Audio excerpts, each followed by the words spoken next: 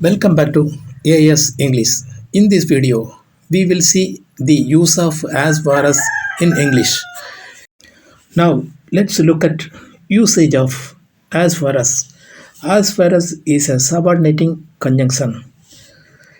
இப்போது நாம் as far as என்கின்ற subordinating conjunction உடைய பயன்பாட்டை பார்க்கலாம்.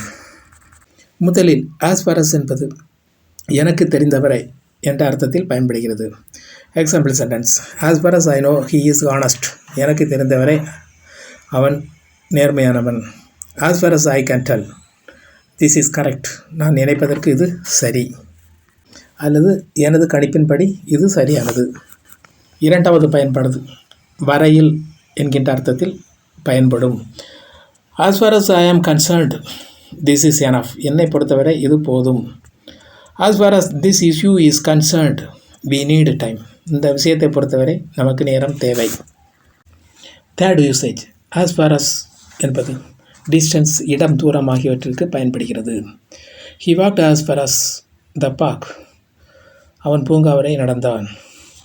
we went as far as Chennai. நாங்கள் சென்னை வரை சென்றோம்.